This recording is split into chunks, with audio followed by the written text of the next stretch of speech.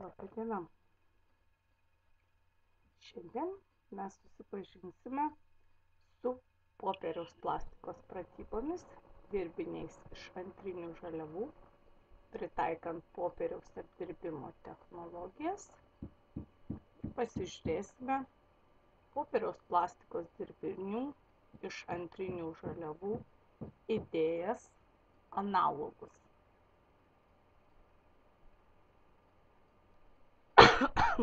Susipažinsime su tų idėjų paieška, jų fiksavimu.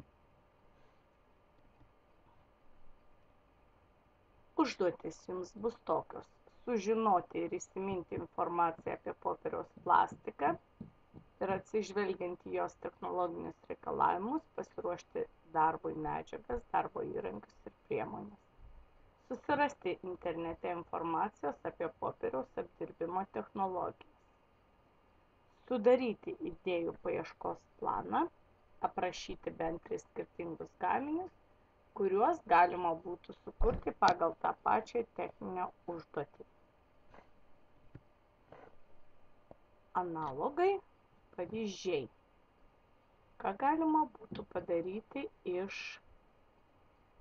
antrinių popieriaus žaliavų.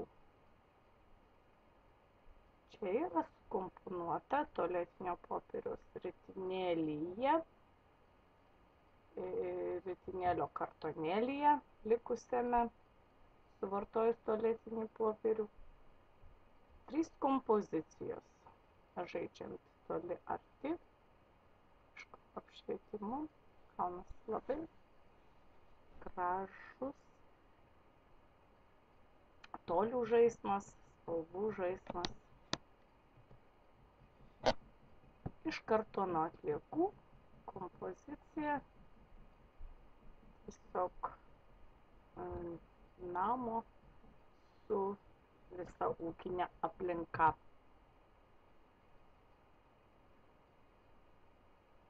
Pastato, griūvančio, taip toliau, kompozicija. Irgi namelis su gėlių darželiu, augintiniais.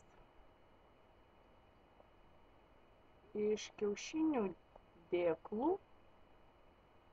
padarytos gėlytės.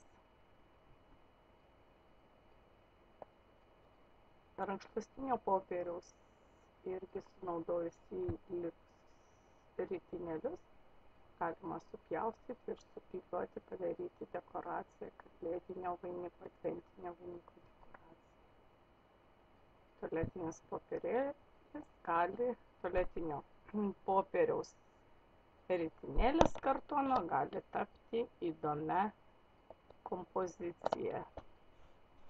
Įdomios išraiškos, mimikos ir taip toliau dalykai ją sušlapinti ir pabandyti suteikti jai reikiamą išraišką.